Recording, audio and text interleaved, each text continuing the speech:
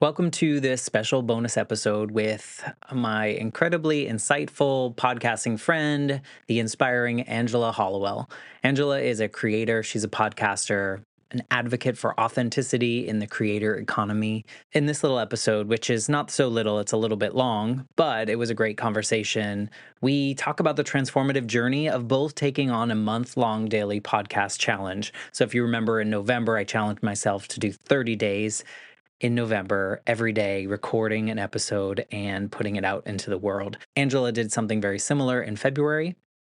So in this episode, we discussed what it meant to embrace this imperfection and push through the creative boundaries that we had and really find joy in the process of kind of growing as podcasters.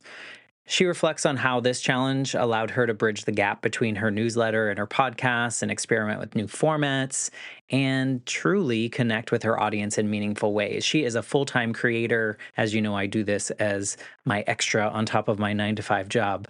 But of course, because who would I be if I didn't do this? We also talk about the deeper themes of vulnerability, the self-awareness, and really staying true to our visions as creators, even with the industry telling us we have to do this, that, or the other.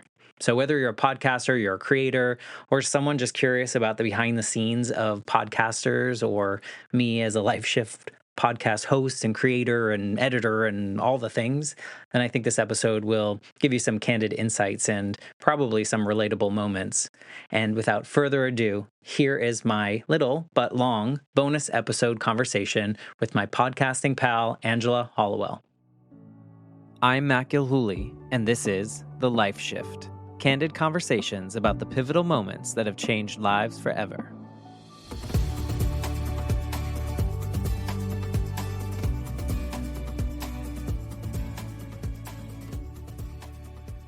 Hey everyone, welcome to a very special crossover episode.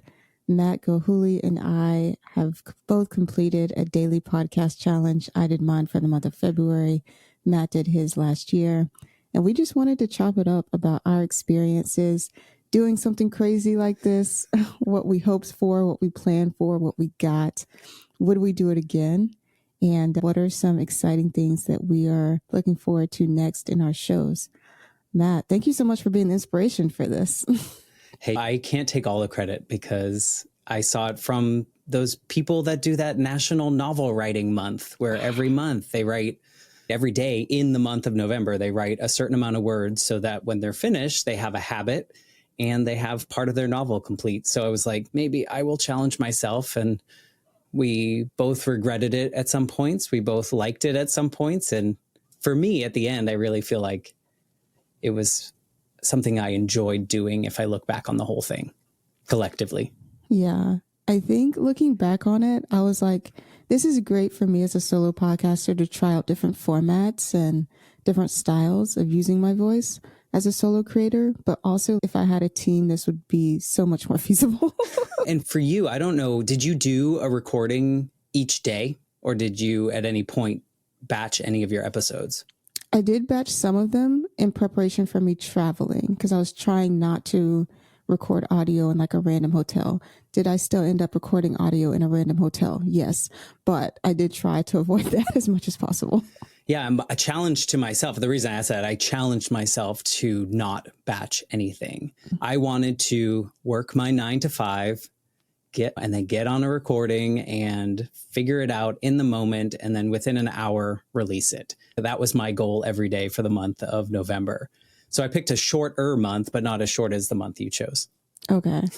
I think I did batch recording for a lot of the deep dives because they took me so long to write. Mm-hmm. So I would write them all. It would take me like a couple hours to write them, and then I would record them in about an hour and then edit and upload and schedule. So I did that for, I guess, about 8 episodes.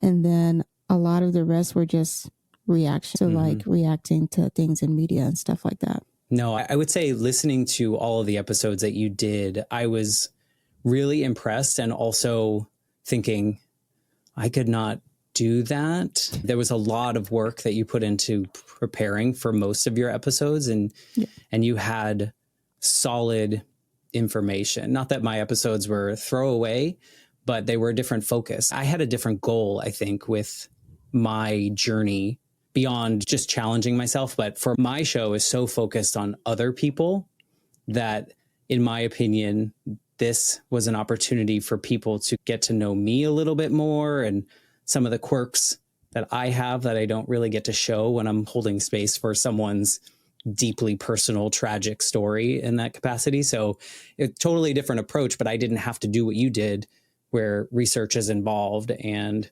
writing out a script and getting everything together. So kudos to you for that extra piece. I hope it was valuable as far as information goes for your audience as well. I think so. Like the 2025 State of Black Businesses episode did really well, and I'm glad that I started with that. I think for me, there will always be part of me that feels like I'm putting myself out there too much. Mm-hmm. So I didn't aim to tell super personal stories. The opposite. I'm just like, I'm putting myself out there in ways that I feel comfortable with. And even sometimes when I don't feel like I'm being super personal, like when people meet me in person, it feels like they already know me.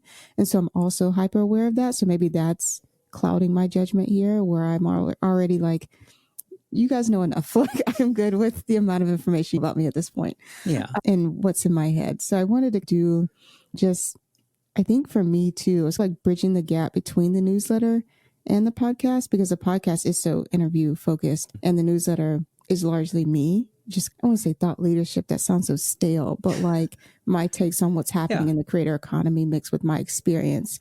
And so I wanted that to be a bridge here as well. And for me, it wasn't like, I treat it kind of like YouTube, just like trying out different creative formats and seeing like what people react to, what they most like, most enjoyed, that sort of thing. Yeah. And I think a lot of people come to you for that industry knowledge and information. And I think like even your Q&A episodes were a little insight into your thoughts on things or your concerns about XYZ part of the community. So I think you were dipping your toes in it, but your show isn't also like focused on that. And I felt like for me, maybe it would be something that people liked. And I think some people did, and some people probably didn't listen because they're like, damn, that's 30 episodes on top of, because I was still releasing regular episodes each week on top of that. So it was a lot. So I don't know. I'm sure I lost some people too, because I tried so many episodes. But I think if you didn't know, you wouldn't have, or if you didn't try, you wouldn't have known. So the people you lost were probably people who were lukewarm anyway. Dan Runcie of Travel, he made a very interesting statement about podcasting, which is people treat podcasts like a starting five. Like you have anywhere between 5 to 10 that you regularly rotate through. And in order to get a new podcast in there, one has to leave. Yeah. And so that's an interesting way to think about it, and also probably how I view it. So my thing was, okay, if I'm in somebody's starting 5 to 10 podcasts, how can I increase my chances of moving up to that starting they start their day with or something? Yeah. No, I'm not concerned about it, because I think at the end of the day, my show is a passion project, right? This is, I should say the name of my show. My show is the Life Shift Podcast. And I talk to people about these pivotal moments in their lives that have changed everything. So for me, my mom was killed in an accident when I was 8. And at that moment, my entire life changed from one day to the next. And so I have beautiful, deep conversations with people. And it's not something that I choose to make a business out of, because it just doesn't feel like it aligns in that way. I'm not trying to teach anyone anything. I'm not trying to sell anything to anyone. And so for me, I can take a lot more chances, I think, with a podcast. Like I can put out extra things like 30 days in a row and not have that giant concern. And to your point, if people drop off because it's too much, instead of just deleting the ones they don't want to listen to, then it is what it is. Like I feel like I'm still doing the service to my audience of sharing these stories in hopes that people feel less alone by hearing someone else's similar story or similar emotions or whatever it may be. So a question on that, since I think that is a departure from where the podcast industry feels like it's headed right now. It feels people are still hoping to make podcast businesses a thing and still largely orienting a lot of podcast education and knowledge and conferences around teaching people how to make money from their shows, which is not the goal of everybody. And it's certainly not your goal. So when you were doing this daily podcast challenge, how did you measure success? Like, what were some of the things that you were looking for? I feel like I'm not going to have the answer that you might want me to have. I think I have no expectations. my truly, this sounds so terrible saying out loud, but it was really a selfish thing for me. It was more, can I do this? Can I show more of myself in this space? To your point of, I think my people know too much about me. Can I be as vulnerable as possible with whatever I was talking about that particular day and not worry about it coming out perfectly or worrying about how someone that doesn't resonate with that particular topic feels about it? So for me, it was very much a goal of, can I do this? Can I get comfortable enough? All my guests are doing it. Can I? And can I do it with the pressure of doing it every day after work or on a weekend or whatever it may be to get it out there? So I don't necessarily think I looked at the downloads or engagement on social media as much as I was like, check, I did that. And I made it through 30 days of it. No, I like that. I didn't have a number expectation. I wasn't sure anybody was going to want to just listen to me, but I really was hoping for at least 5 people to respond to something that I had put out. I feel like that's a good measurement. Just seeing who's listening. What do they care about? What do they think? How can I start a conversation with this? Which is always the goal, right?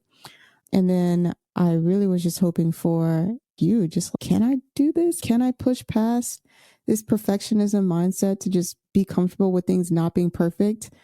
The answer is yes, reluctantly, but yes. But yeah, it was hard. And I think too, for me, because I wrote so much of what I did and researched so much before I put anything out, it was almost like a writing challenge in itself too. So it was like writing a newsletter article every day. And that was in itself its own challenge. Like, how can I package an idea that I think is cool in a way that resonates with other people? Yeah. And I think the way you did it also definitely builds your personal brand in a way of, now people know even more, especially the podcast listeners know even more about like the way you tick and the way that you think about things. Like, I think that's so valuable because for those of us that have lots of interview podcasters, we are spotlighting the people that we bring on. And then people are like, who are you? Like, I only get pieces of your story. I only get pieces of your opinions. So I think there's really, that's a cool piece for you to have to push people back to. Here's a piece that I did. I know you have the newsletter, but at the same time, this is bridging the gap, like you mentioned. So in today's newsletter, I actually tried something different for the first time, which is I used one of the episodes from the podcast challenge as audio. And I said, hey, listen to me read this for you, or you can read it yourself. And I just edited it for clarity and put in all the hyperlinks and photos and stuff. Great response. Was not going to lie. I was not sure how people were going to respond to that, but pretty solid response so far. So that's good. Did you see, you said you wanted 5 people to like engage in some capacity. Did you see that frequently with your daily episodes? Not every day. I would say probably on average it was 2 to 3 people responding, but over multiple episodes, I'm pretty happy with that. And even had people sharing without me prompting them to share, which is also like a really good sign. So I appreciated that. Where were you finding that engagement? Was it through your newsletter or? Mostly LinkedIn, because I think people have caught on to the fact that's the only social platform. And how did you, I don't remember how you advertise each episode, each daily. You know what? That was one of the things where I was like, we're just going to see what happens. I did not advertise every episode. That's where I think for me, I was like, if a team was doing this, and one person's job was to market, one person's job was to edit, another person was like write and produce, and then you have your host, that would be great. But for me, I was like, you know what? As long as the episode is out there, we're going to go with it. And sometimes I would make a post of saying, these are my last 3 episodes that I did. So like a catch-all kind of post. But that's as close as I got to really promoting every episode. Because you were running your own business at the same time. So that's a full-time gig too. Yeah. In terms of podcasting as a whole, I want to talk about like your podcast ecosystem because you have merch, which you're rocking right now. You have, I made it myself. I love it. You have a Patreon where people can support you there. That face is hilarious. Yeah, you're welcome. And then you also just started a newsletter, which I am drastically happy about. So I would love to hear your thoughts on like how the podcast ecosystem is going. Like, how is that working for you? I will say it's very hard. I think it's, as someone that has a full-time job in a totally different industry, doing something totally different, it's a lot of work. And I feel, if we're being honest here, I feel like there's a huge responsibility to get it right in some capacity in relation to my guest stories. So I'm holding this really deep, traumatic story or this super inspirational story. What am I supposed to do with it? And how do I do it? And then you have all the noise from the industry of, like you were pointing out, like you're supposed to make money and you're supposed to get sponsors and you're supposed to do this on social media and you're supposed to, and I'm like, I'm one person. I'm editing it myself. I'm doing everything myself. How can I do this? So the honest answer is it's really hard. And I don't know how the ecosystem is going. Patreon, I made the face because I started a Patreon maybe a year into the journey. I'm like 100 and I think I have 260 total episodes of my podcast, but that includes like bonus and stuff. So I think I have 172 interview episodes. And I started it probably, I don't know, 50 episodes into my journey, the Patreon. And I went stupid. Like I started really dumb where I had 5 tiers of like all these different things. And I'm like, who am I? Like, how am I going to manage this if it actually happens? And so I got up to 30 something Patreon supporters, which was covering like Riverside. It was covering my hosting. It was covering like the expenses, not my time, but the expenses. And that was beautiful. And then about maybe 6 months ago, I decided like, I can't, like it's running me dry and I'm feeling really guilty taking people's $3, $5, $10, whatever they're giving to me. And I don't feel like I'm delivering the extra value that I feel like I should. So I determined that it was best if I was just honest with everyone that I couldn't do that. And I scaled back to just like the lower tier. You're going to get your episode early. You're supporting the Life Shift podcast kind of vibe on the Patreon. I sent individual text messages to everyone saying, hey, this is what I'm doing. I'm so sorry, but this is all I can do at this time. And people are super understanding, obviously super kind. But I went into it thinking like, I have to do this because everyone's, oh, you have to have a subscription model and you have to do merch and you have to do this, that, and the other. So as someone maybe listening that wants to start a podcast, I would dip your toe in each thing when it makes sense and don't feel like all the noise out there is telling you have to do it. It's just a suggestion. You can do it and you can choose to do it. Like the newsletter thing, I don't know if it's going to actually go through because it's just another thing that I will have to do after work or find the time to do right. And so I'm going to cheat a little and use some of the tools that are out there that are available to podcasters. It's an extra fee, but maybe that's another way that I can connect with the audience, share the stories, which are most important for me. I don't know if I answered your question, but I will say it's really frustrating. No, that's so honest and so appreciated. Like, full transparency, I tried merch early on and I just didn't have the audience that wanted to buy merch early on. And I was using like print on demand, so it wasn't hard to cut off. And thankfully I didn't have any stock for real at the house, so that was fine. But even now, if I were to redo merch, it's okay. Who's going to be fulfilling this? Because that's an extra day that I have to like figure out who's getting what and go to the post office and all these other things that I don't really want to make time to do, for being honest. And then also marketing merch. That's another thing to market. It doesn't just sell itself, unfortunately. It's just not something I'm excited to dip my toe back into yet. Right now, I've been focused on, I have some stickers and stuff that I'll give out if you meet me in person. So when I go to events, I have something to give people. And I also printed out, I don't have it next to me, but I printed out like a poster pamphlet situation. I got a designer to help me on. So that'll be a special gift for people coming to see me at Podcast Movement Evolutions. Oh, nice. But so I've been trying to focus on stuff like that. If you see me in person, I'll have something for you. But just having a store online for the sake of having a store online doesn't sound like something that is worth it to me. Again, it's something that you have to choose. I have a store online only because I like to make the merch so that I can wear it on all of my episodes. So like every time I record an episode, I'm wearing something that I created for the show. And it's just fun for me. Randomly, people that follow me will buy stuff, but it's not something that's paying any bill. that I have, but I enjoy that because I like to do digital art. I like to create on just, so if something sparks interest, then I'll create it for myself. And if other people like it, cool. And to your point, they're print on demand. So it's not like I'm outlaying a huge amount of money for anything like that. Yeah, I think you have to choose the things that make the most sense in your world for what you can do. And if it doesn't fit in the bucket, then who cares?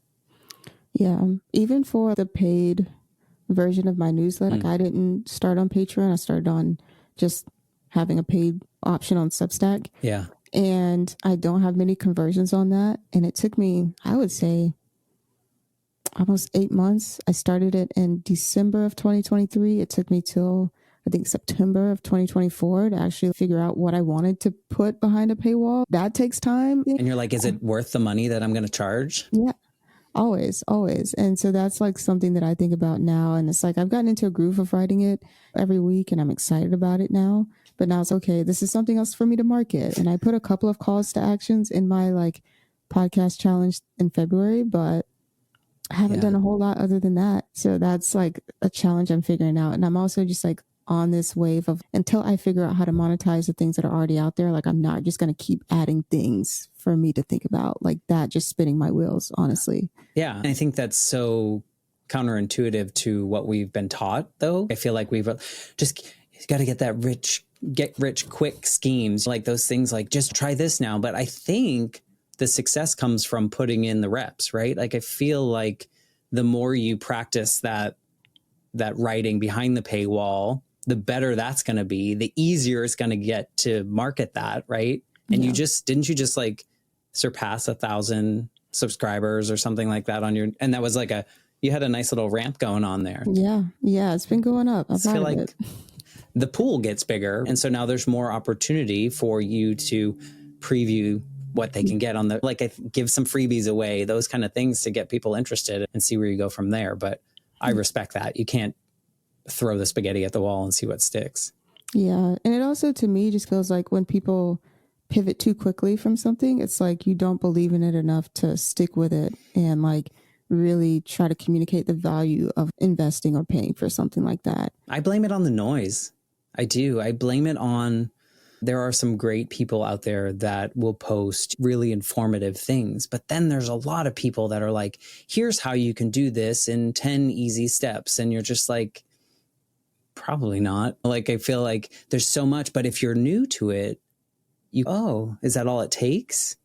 And then you realize when you go through the process that if you make it past the 7 episodes of a podcast that most people don't, you realize there's a lot of work and there's a lot of things that come with it and you can't do it all. And it's not possible to do it all by yourself, at least. As someone who does want to make money from my podcast, I just recently joined a podcast network, a second show, Melanin MVP. You just started that, right? I did. I just started that in January, and it is a night and day difference from when I started Honey and Hustle. Like, Melanin MVP started as a newsletter first, then it became a podcast, and had a podcast network by the time I released the first episode. So not only do I have the owned audience that I did not have when I first started my first podcast, I have this support system of someone who is going to help me think about monetizing the show.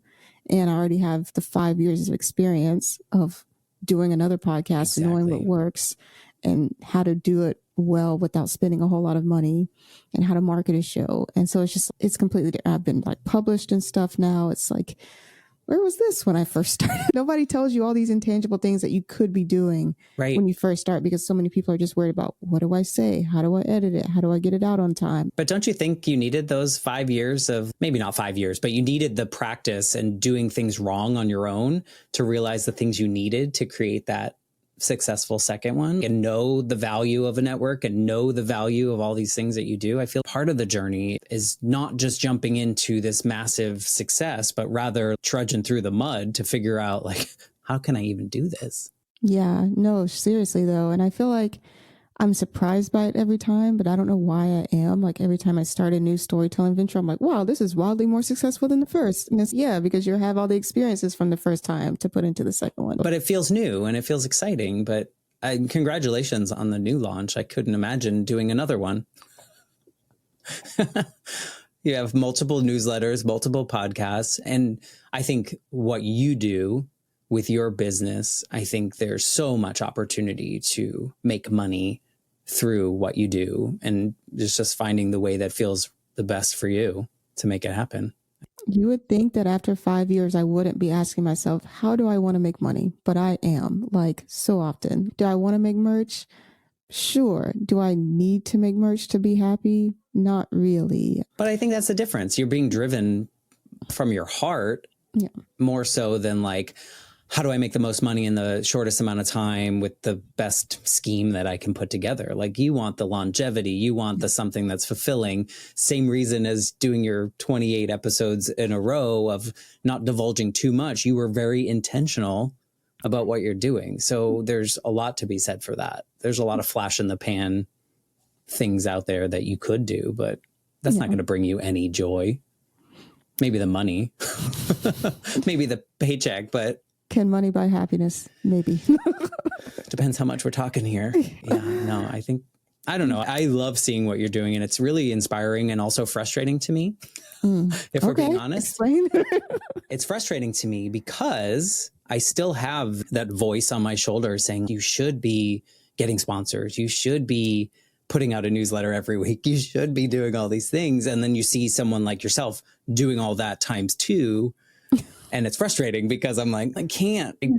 I don't know how I can. So it's not anything against you. It's just like, it should be. The short answer is that I am a full-time creator, and I didn't realize how much time I didn't have when I had a 9-to-5 until I went full-time. And I was like, hold on, I have way more time to dedicate to this. And I do think that's something that's left out of these conversations that people are having on social media of, here's how to make 10K in 1 month, and here's how to make whatever. These people have infinite amounts of time. And quite frankly, they had a safety net that allowed them the time to be full-time for 6 months to a year to figure it out when it wasn't making money at all. And a lot of people don't have that. When I went full-time, I was leaving a job, so I still had about a month's salary they had to pay me. And I started a new contract. So I never really lapsed in like getting paid each month.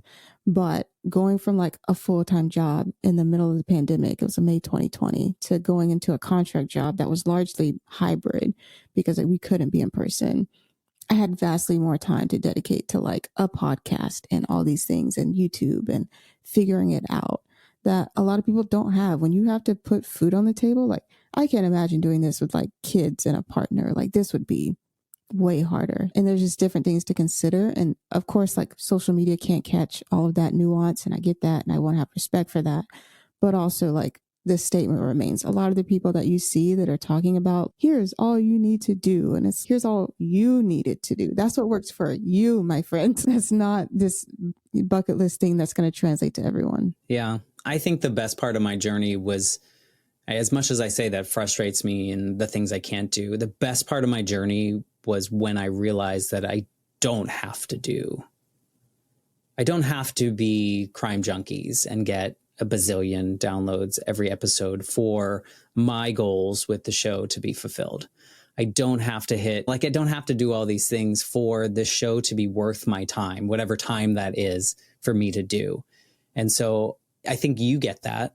I don't know that a lot of people that don't podcast for like a passion kind of project would get that, because I have like people I know that don't really understand the nuance of podcasting, and they will be like, oh, how many of these do you have? And how many of that do you have? I'm like, it might sound like a lot. It might sound like not a lot. But for me, it still fulfills like that initial goal of helping share these stories. That's how I feel about podcast awards too.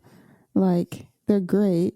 And I know people that have them, but also they're in the same position as me, trying to figure out how to get paid for their next show or their next endeavor or find their next sponsor. Like it doesn't get you out of those harder conversations around making money as a podcaster. Plus you got to pay for them. Yeah. Yeah, you have to pay to submit, which I also didn't know until I started looking into it. And like all these unwritten things, it's great to have. I'm not invalidating the people that have podcast awards, but also is that a measure of success for me? it's hard. It's also hard too to compete with someone that has unlimited resources, like a Wondery or like these bigger publications or publishing houses that will produce these shows. They have the expansive network, right? That they can share. I don't know about you, but I listen to apparently a lot of the same network shows, because when a new show comes out, I have 50 of the same, you should check out this episodes in my feed. And so imagine if I had that on a bigger network with like millions of followers on each show. You have that opportunity, and the awards are easier to get because you have all of that. So I know but there is clout that comes with having an award. For somebody, I don't know if it really translates to advertisers. I think it may translate more to listenership from what I've heard. When a listener's, oh, this is a Webby Award winning show. Yeah, I'm going to check it out. It gives it that little credibility. But for a brand partner, I do think largely they still look at numbers. And again, is having huge numbers a measure of success for me in this show? It depends too what you're like. Some people have hyper local podcasts in which, 30 listeners in this hyper local area might be like a win, because they might lead to a job or a lead or something like that gets a $300,000 job that comes along with it. And so that's a successful podcast because it did what it meant to do. Yeah. And then you could have a show that has a bazillion listeners and doesn't do, like, nobody does anything with besides listen to. So how do we measure that? But I guess we're conditioned to measure by downloads. I measure by the award that I won from Riverside, which is this. Yeah, valuable unit of measurement, I think. Exactly. Yeah, I was named, like, my show was named by this independent writer from Earworthy. There's a group of people, Earworthy Publications, and they focus on indie podcasters, and they only want to talk about really like indie shows. They will blast some more popular shows as well, but they do this annual podcast of the year list, and they name my show in 2023, or was it one of those years, that like the top independent podcast. And like me. And like, it's something like that where you get recognized out of the blue for something like that. And you're like, okay, that is a check mark for me. I didn't have to submit to that. I didn't have to vie for that. It was just like someone out of the kindness of their heart listened through all these podcasts and chose and created a list, and my name happened to be up towards the top. Another nod for you that I definitely think is a win is when your name is in rooms that you're not in. So I did a live with Riverside a couple months ago, I think maybe around this time last year. And myself and another guest on the show were like, Matt Kahuli is a really great interview-based host. You guys should check him out. And that's all you need to know. Everybody loves you. It's unreal, right? And to your point, that's like something you can't measure, you can't imagine for yourself, and you don't know what it feels like until it happens. And then you're like, oh, this is working. Okay. Yeah. Like, this is worth my time.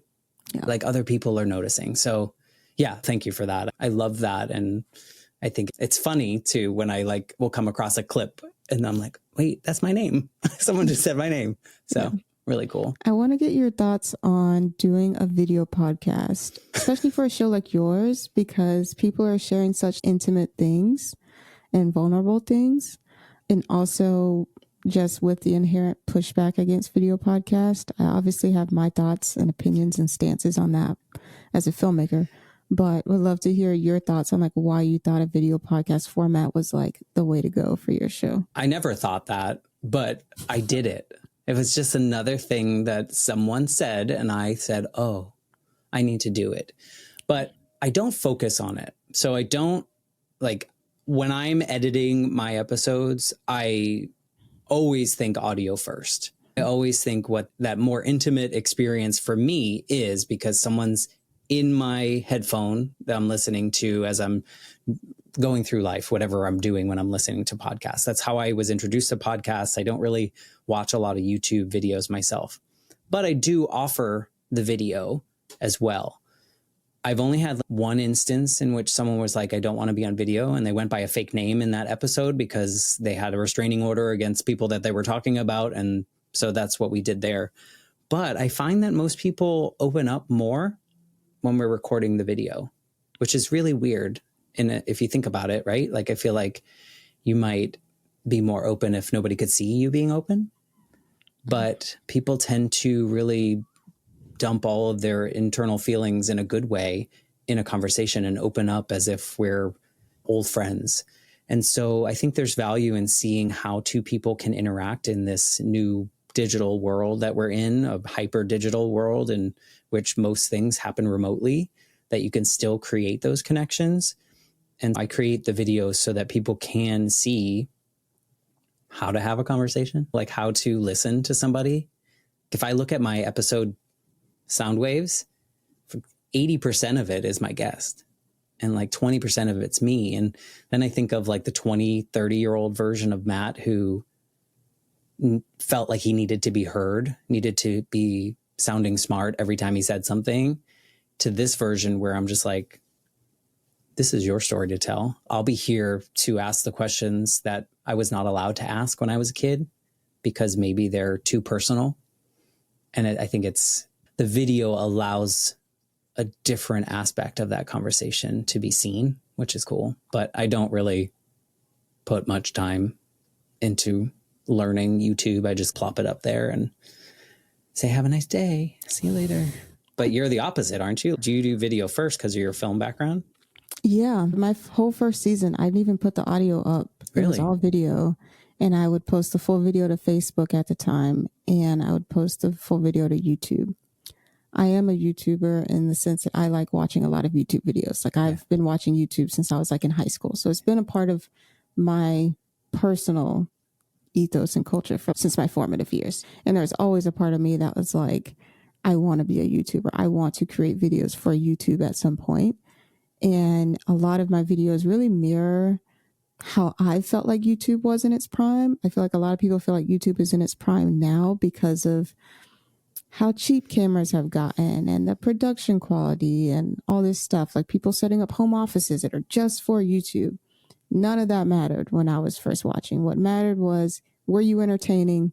Could you record it? Could you actually be funny? That was it. Yeah. And that's what I optimize for in my solo videos, especially. It's like playing around, having fun, showing my personality, but also being somewhat educational, and not really caring about making these larger than life transitions and motion. Like none of that matters. Either the video is good or it's not. And if you need motion graphics to make it better, it doesn't matter. It's not good in the first place. So that's my approach to YouTube. And my YouTube video views have always outpaced my audio.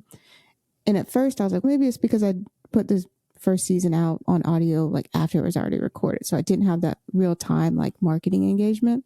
But now I would say even with this past month of me doing solo like audio videos, like I still don't think I'm anywhere near in the realm of what I've done on YouTube. Like I think I'm in like the 6,000 or 7,000s in audio, but I'm in like the 10,000s in video views. So it's just like a night and day outpacing. And I haven't actually put out long form video for the podcast since about halfway through this last season. Oh, wow. So if I had been doing video, putting out video episodes and putting out video episodes of my solo ones, it would not even be close. And that's a challenge too for me, because I'm like, I don't really know the SEO process for YouTube, for like discoverability. And I feel like that's a big part of the game as well, to do it right so that you can play properly in the algorithm, right? I feel like I'm just cheating myself there too. But again, time. Yeah, time is a big thing. And I do think that YouTube packaging is like its whole other thing. Like I've definitely paid for help on YouTube. Yeah. Whether or not it was worth the amount that I paid, not the question, but we've all done that. Yeah. But I definitely have learned a lot from the people that I've worked with on YouTube, how to get better at packaging. Am I perfect at it? No, I still haven't hit 1,000 subscribers, but I'm happy with the views that I've gotten. Yeah. And with now the consistency that I've been building on the platform, that feels really good. Yeah. No. But yeah, it's just a whole different platform. Yeah. But I feel like that's your space. Like you said, it was like your formative years. So it's like comfortable to go there as well. Whereas for me, this is like I'm old, like this vast wasteland of videos everywhere. And how do I compete? So that's why I'm just like, I'm just going to put it there. And if someone, the right person, finds it and finds value in it, then it's a win for me. That's my check mark. Yeah. Plus, it's a good marketing tool for the guests, right? Like now they have an extra thing they can point people to. Yeah. No, for sure. I think too, especially as someone who runs a video production company. I think it's also been an interesting cosign. Like when people, I would put and I still do, put a link to my podcast in my email signature. So sometimes when people reach out to me and I respond, they'll click on that link and they'll be like, oh, you had so-and-so on your show. I love them. Of course I'll work with you. So it's always, Yeah. You didn't even need to look at my portfolio. You looked at my podcast. Like, is that what we're doing? So that was an interesting find and side benefit to having a video podcast, because it was like I had worked with them on a video project before. So it was like this automatic, it was for better or for worse part of my portfolio, which was cool. Yeah. What's your favorite part about podcasting? And then I want to know what your least favorite part is. You can start with the least favorite. My least favorite has actually been audio, because I feel like that's a weakness, especially when I first started, was a weakness of mine. I didn't understand audio and how to record for two people and not just one person. So that was a big deal. And I actually took down all season 1 episodes because the audio was so terrible. I was like, this isn't what I want somebody to start with on the show. We're just going to unpublish these and act like they didn't happen. So a lot of times people start with the trailer and then they go straight into season 2, which has drastically better audio and gets better from there each season. And even now, like even just getting a podcast mic for my virtual recordings, that took ages. And like learning how to use it properly to get the best sound out of it, ages. And I'm ashamed to say that, but it is the truth. And I do think that's something that people don't think about when they do a podcast. They think they can just turn on their cell phone. A lot of people do. Yeah. And it's just, hey, this doesn't sound good. And that's the whole point. It needs to sound good. So it's taken 5 years for me to get better at audio, roughly 5 years. And my favorite part, honestly, it is the most expensive part, which is filming in person. So if you're surprised by how vulnerable people are willing to be on video, just times that by 10 in person. Because now they're sitting in a room with you. I try to give people water, make sure they have something to drink, a nice soft chair, relaxing vibes. And they're just like, by the end of it, we're old friends. Yeah. And I think a lot of the people that I've met in person, I still do keep in contact with everybody. That is also a really big thing too. I feel like it's important for interview-based shows, not just have this revolving door of people coming through, but actually building relationships with people that I have on the show.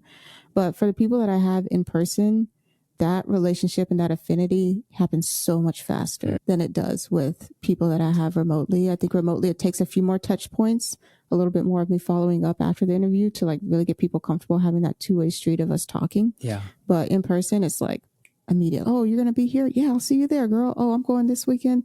You should try out this vacation spot. Oh, we should meet up for coffee at this spot. Like just crazy amounts of affinity, which I love. But I do think we're going to try some different things other than just a sit down interview this year. After 100 plus episodes, I'm tired of that format. So that was also maybe my selfish thing with this solo challenge was like, I want to fall in love with podcasting again. Yeah, as you should. Yeah. If you're going to spend so much time doing it, why would you want to do something that doesn't light you up as much as it used to?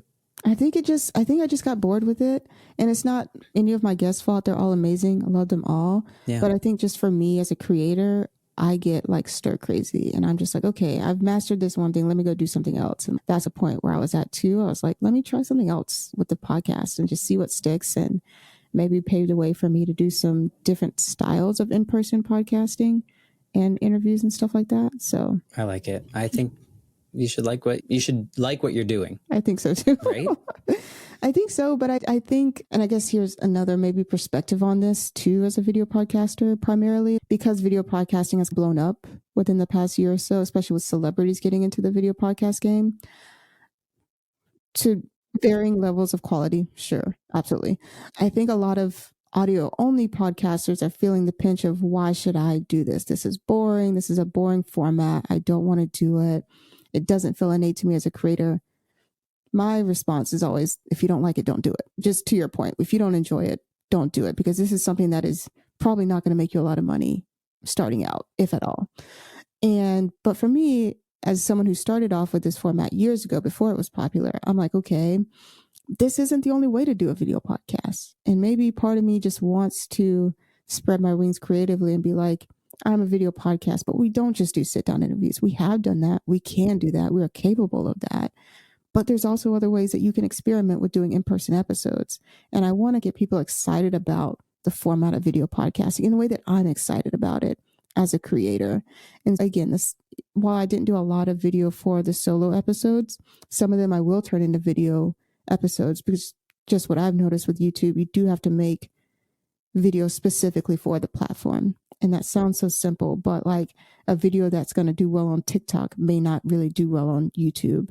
And so that's something that I think about as well. So more time. Yeah. That comes along with it. No, but I think that's great. I think it's your podcast. You could do whatever you want. And you're seemingly really in touch with your audience as well and asking them questions and them asking you questions. I feel like that's an easy win of, do you like this? I like it. This is what I'm going to do. How do you feel about this new vibe? And you have that comfortable connection with them to figure that out. Yeah. Go for it. I try to. We'll see. But I think it's going to be fun. Yeah. At least I'm going to have fun. And I hope that fun translates to them. Oh, it will. Yeah, for sure. I think of video as, I have it, why not use it? Versus I'm crafting something specifically for video. I'm crafting something specifically for audio, but I happen to have the video. So why wouldn't I use it? For you, then what are your favorite and least favorite parts of podcasting? We'll start with least favorite, and that is marketing the podcast.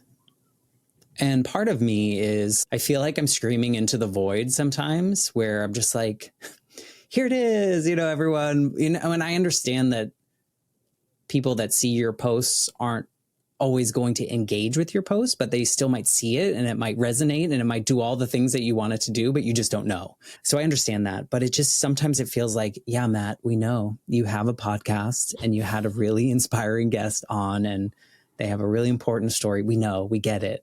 And so every time I post, I'm like, so the marketing part is really the part I think hate is the wrong word, but it's the part that I feel that I wish I liked more and I wish I felt I was good at it. And that's the thing on, if I can outsource anything, that's probably going to be the thing that I'm going to outsource some help with, because it's not as natural as I want it to feel for me. So that's the part that I struggle with the most, I should say, not hate. And the thing I love the most is like twofold. One, obviously, I love that I get to hear and witness these stories. Because I think of the 8-year-old version of me whose mom just died and felt like I was the only kid who had a dead mom. I just felt so alone in that. And growing up, I thought my dad needed to see that I was happy and I needed to be perfect so he wouldn't leave, because when I was a kid, it felt like my mom left because she died. And so if I had been able to see a 40-year-old version of Matt being successful or doing whatever he wanted to do and realizing that, oh, there's hope. You're not alone. Other people have gone through this. So I think about that when I hold space for these particular stories. It just feels maybe this person is going to heal from sharing their story. Maybe someone out there am I the only one going through this? And they hear it. So I think that's my favorite part, in tandem with the fact that the show feels like it's doing what it's supposed to do, because I haven't had to look for a guest since October 2022. So like, I get so many pitches. Obviously, some of them are terrible and we just don't talk about those. But I get so many like really hyper-focused, super specific pitches from people that like want to share their story in a way that they haven't shared it before, or whatever it may be. For the first time, I had a lot of people that have come on and shared this like publicly for the first time. And that part is just, who, me? Like that little kid in me is like, you pick me, like when you were saying people talk about me when I'm not in the room, like me. So there's that part I think lights me up the most, is that people are willing to talk to me, the stranger, about their personal stories, allow me to ask the questions that maybe we're not supposed to ask. I think I said that before. I don't know. I think so many of us grew up, like our parents told us, you don't say that stuff out loud, or you don't ask that type of question. And now feeling comfortable enough to do that, I think probably lights me up the most, even if the story is like super traumatic and terrible. But it's a human story, right? And not everything is sunshine and rainbows. So sometimes we have to talk about the hard stuff. And I think that's where we connect with each other the most, is in those harder moments. No, I love that. And I think again, what makes your show so special and why people are so willing to talk about it when you're not in the room. Because sometimes when you're even listening to these type of shows and stories, you're like, ooh, I need to make space as the listener right now. And it may take you a little minute to process what you heard and think about what that story means to you. But then to go back really as a podcaster and just appreciate your ability as a host to bring that out of someone that you likely have never met in person, may never meet in person, is also a very skilled thing to do. And again, I think with the rise of celebrity podcasting and their shows being primarily interview focused shows, we are seeing that interviewing is a skill. And I think people are appreciating this skill and the vulnerability and the intentionality that you bring to the space. I'll tell you my secret: listening. That's it. Listen as a genuinely curious human being that cares about someone else's story, right? I think you don't need to know much more than that. It's a secret. I don't research my guests because I don't want to know. Interesting. Because if I know, being a type A person as I am, if I know, I'm going to take that conversation exactly down the path that I've planned out in my head. But if I don't have all that background and it's uncovered alive in front of me and someone's going to shock me with whatever they're going to say next, it allows me the freedom to release any preconceived questions that I might come in with and run down that path. Because they might come on, want to talk about something else, but they said something that like pointed us way in another direction. And that is where that conversation, in my opinion, was supposed to go. And so I think I don't have a lot of technical interviewing skills, but I've taught myself now with this podcast, thankfully, to listen and be curious and ask the questions. And I always tell people, I'm like, I don't do a lot of research because the questions are coming from my own curiosity. And I tell them, I'm like, but if I say something that is wildly inappropriate or something that you just don't want to answer, please feel free to tell me no, Matt, that's crazy. Why would you ask me that question? So far, nobody's done that. So that's good.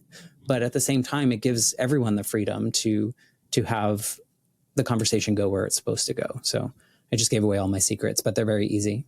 Everyone can do it. I think not everyone can do that. Let me just be clear. No. And I say that as someone who is maybe a little more the opposite, where I do put a lot of time into researching my guest. I saw your face when I said that. My face was like, what? This is unheard of. No research. But code. I think too, like the reason why I say not everybody can do that is because, and I'll say this about me when I first started interviewing people, when I didn't maybe put as much time into research or anything like that, there would be times where I'm like, oh, they said something that was really good. I want to go down that path. But then I'm going to forget the question that I had originally. And sometimes like I just had to learn, sometimes you just got to leave it and be okay with leaving it and be okay with the direction that the conversation naturally flows. And even in research, like I'll have certain things that I want to talk about. And part of that too came from, again, making videos for YouTube. Like you have to have a value proposition in a video. And what is the curiosity loop that I have as an interviewer that I want to close with this interview? And so that's where some of the research comes in. But also, again, like as long as I meet whatever my curiosity gap is, we can talk about whatever. I literally had somebody on the show and we were talking about how old Black women love watching old Westerns. Like, really? What does that have to do with business? Absolutely nothing. But we were interested. So we talked about it. I didn't know this was a thing. Andy Griffith, did you just say Andy Griffith was a Western? Griffith, yeah. It was Mayberry, but that's a different story. We could go down that avenue at another point. But no, I accept that. But also I love that you just said that you've given yourself the permission to forget the questions. That's something that I talked to Kendall at Riverside about. It was like which we had a conversation about, like, how do you get people to open up and like, how do you listen and all these things. And I was like, the first thing I had to do was allow myself to forget so that I can continue listening, because your guests might keep talking. And instead of listening to what else is happening, you're stuck on this, oh, that's a good idea, I'm going to ask them that. And you're not even listening to the rest of the story. So you just have to give yourself permission. So I love that you do that. But close your loops. Those are important. Another interview technique that I think you do really well is active listening. I know you say, oh, I just listen, I just ask questions. But I do think you give a lot of like physical responses, which is why the video probably does better than what you expect. But when I see your short clips, whenever you do post them, I know it's a whole thing, but whenever you do post your short clips, I'm like, yo, it always starts off with you being like, I am attentive, I am here, like I am focused on whatever you are saying. And I think that is something that, again, like even in regular conversation, people struggle with. They'll ask you something and then they'll be like, oh, okay, I'm going to order a drink now. Or I'm going to look at this plant. Or, oh, I'm going to stare at this girl's hair or something. We just get so distracted so easily that it's easy for people to feel like they're not being listened to, even in everyday conversation. Yeah. So when you're like on an interview like this, even a remote interview, when people feel like, oh, they're tuned in, oh, they're actually listening, oh, they're giving me like feedback, oh, they're not just nodding, but they're like actually reacting to what I'm saying. That is a level of nuance that especially indie podcasters may not really pick up on sometimes. Do you ever black out when you're doing interviews? I don't think that I've ever done that. So let me explain. I have this, it's not all the time, but every once in a while, maybe more often than that, I will be doing an interview and I'll have this beautiful conversation and it will end. And then I'll go to edit it and I'll be like, I don't remember saying that. Like, I don't remember it's like a brand new experience when I go in to edit it. And so like part of it is, oh, Matt, you were doing your job. You were there, but like I was totally like there and nowhere else. And then to the point that I don't even remember it. So it's really fascinating to me. So maybe I'm just the only one that does that. Oh, no, the only time that I'll forget what I've said is if it's been a long time since I recorded between the edit. Then I'm like, okay, what did we talk about? What was said? This will be like 2 hours later as I'm editing the episode and I'll be listening and I'm like, I don't remember saying that 2 hours ago in the conversation. It's never happened. To me, it's a good thing, I guess, because I'm fully, like, to your point, I'm fully there for them. The old version of Matt, when I was really trying to climb the corporate ladder, was always just waiting for the next silence. It wasn't waiting to engage, right? It was just like, where's the next silence so that I can say the smartest thing in the room? That was on my piece of paper. I wasn't listening to anyone else. I don't know what I just showed you. So it's a nice thing to notice these little silly quirks that I have now when I listen. It's just, I don't know. I love this journey. I don't care if I don't make a ton of money from it. I don't care that everyone has hobbies, right, that you pay for. So if I'm spending some money every month to do this that makes me feel this good, then I feel like we're all winning. I want to go back. So you've said this a couple times in this conversation where you will say, when I was younger, I just wanted to be the smartest person in the room. And I would always be looking for an opportunity to show that I was the smartest person in the room. And that equated to not maybe being as good of a listener as you are now. I think I equate to that on some level. Like I started my podcast when I was 26, so relatively young. And I'm 31 now. So 5 years later, I'm a much, hopefully, more mature person and more experienced person, and have definitely learned that I am not the smartest person in the room. But I do think that I started this show because I knew I was. I knew I was fresh off of being full-time. Like I just started going full-time when I started this show. And I was like, there's people who have been doing this for years. So maybe this show was my opportunity to really intentionally be in a space where I knew I wasn't the smartest person in the conversation. And it forced me in a good way. I was really receptive to that natural progression of me just listening and taking that listener role. But I don't think that a lot of people would put themselves in that position knowingly a lot of times, like pre-30, because again, like we are focused on having career sustainability. We're trying to grow our income. We're trying to do all the things that we think we're capable of in our 20s that maybe are just interesting stepping stones into who we are as people. Yeah, no, I think that's commendable. I don't think a lot of people in their 20s would choose to do something that maybe would make them uncomfortable, their normal kind of route. I was very much, and I still have the perfectionist tendencies to me that was like, I don't want to choose a lot of things that I know that I might not be good at. I don't know for sure that I'm good at, maybe is a better way to say that. Like, I would choose the easiest classes in school because I knew I was going to get an A and therefore my family would be proud and like all the things that would snowball in that way. And so during the pandemic, I got a second master's degree because I was bored. And when I went into it, I told myself that I was only going to choose the electives that scared me. So in your way of doing your podcast, that was me in my 40s of choosing hard things like the class. And I'm like, I don't know what that means. So I'm going to take that class. Like this podcast, the Life Shift, came from a class in that program. And I chose the podcasting class because I was like, that's scary. I don't know how to do that. What should I do? Who's going to listen to like all the thoughts that come in your head? But then it forced me to do it. And here we are. I'm starting my 4th year in this month. So you never know. These things probably are the things we should be doing. The things that are hard, that are scary, bring us to those points. I have a question. So I didn't know you were 4 years in, but that does make sense with the timeline. How do you feel about going to podcast industry events? Is that something that you've done in the past? Is it something that you want to do, care to do? I want to do. I'm scared to do because I feel like I'm going to have to defend the way that I do me and my podcast, right? Like to the whole point of the industry telling us what we should be doing, or we should be doing this, we should be doing that. Why are you doing this? Why are you doing it that way? You should be cutting this out, like whatever it may be.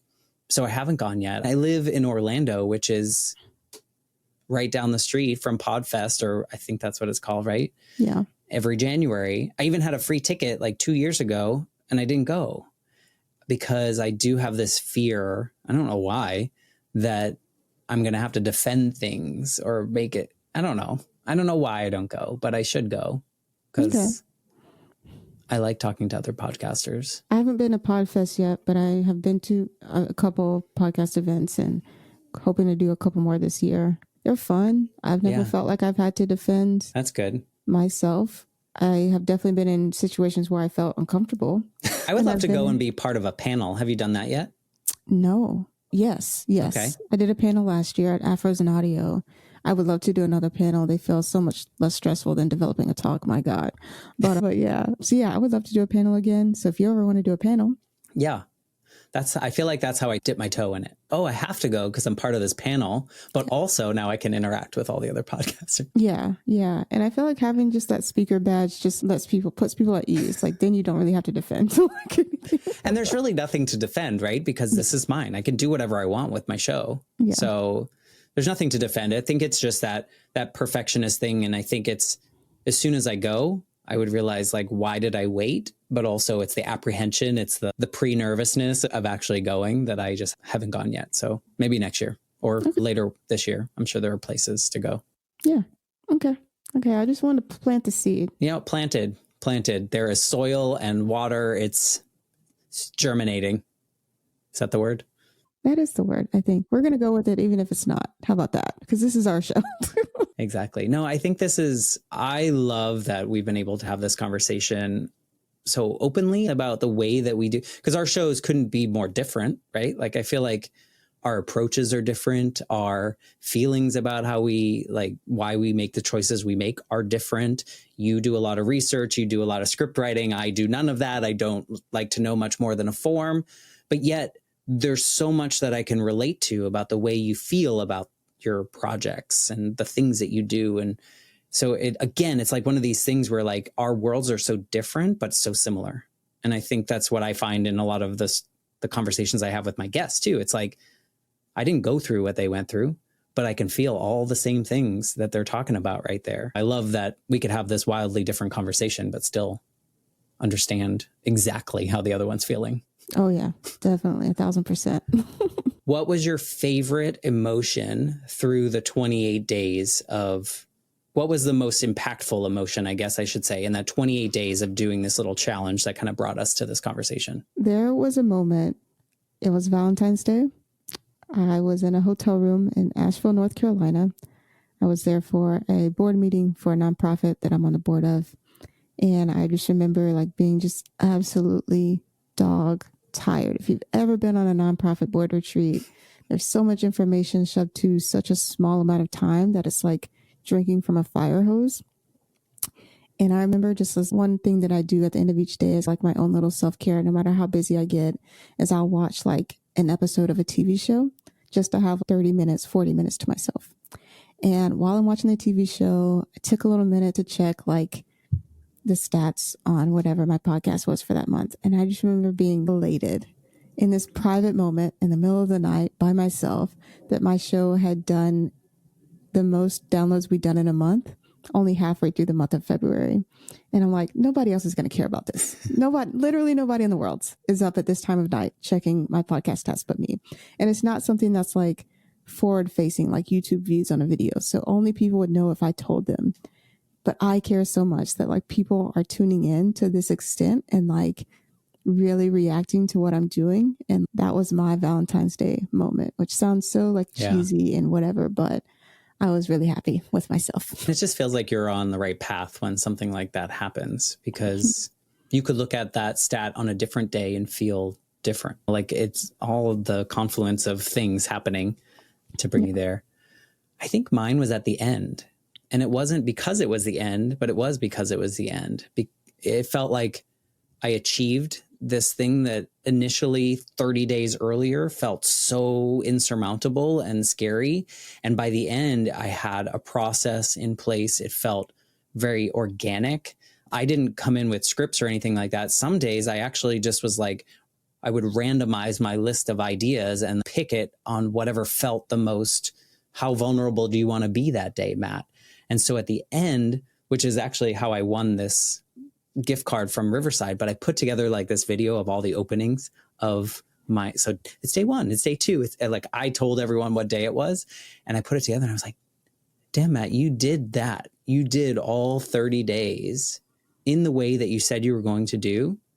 And so it was like this, like a nice accomplishment thing, to the point where I was like, I could do that again. Would you do it again? Oof. I don't know. If I'm being honest, I have no idea. What if you do it every February? Are you challenging me, Matt? I'm not challenging you. I'm suggesting it. You're suggesting it? I will consider it. My anaconda will consider it.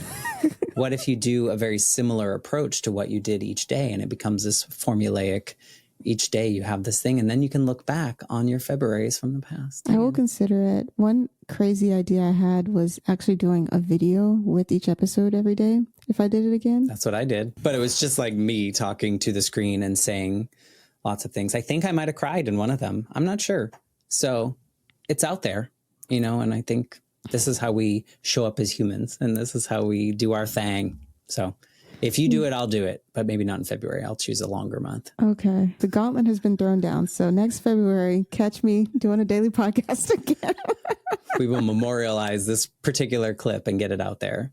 No, thank you for wanting to chat about this. I think beyond this challenge, it's so fun to talk to other people about their process and the way they approach things. And I feel like I know you so much better, even though I feel like I know you through reading your newsletter and all the other pieces. But like, this was the extra piece of like humanity that comes into the behind the creator kind of feeling. So thank you for this. So I that to me is the best compliment ever. Honestly, that's a win for me to hear that. So I remember we had a conversation on Zoom 2 years ago, maybe. And you were like, Matt, just do it. Whatever we were talking about. I don't know if I did it. I don't know what it was, but it was me being like, I don't know if I can do that. And you're like, just do it. What are you waiting for? So thank you for that. It stuck with me. And so I think I'm an encourager. I encourage people to do crazy stuff. You encourage me to do crazy stuff, so it paid off. Exactly. I hope your listeners and my listeners enjoyed this little conversation that doesn't really fit either bucket of what we do, but I think it's a beautiful opportunity to get to know each other and our audiences to get to know you and maybe me a little bit more. We will see you when our next episode comes out.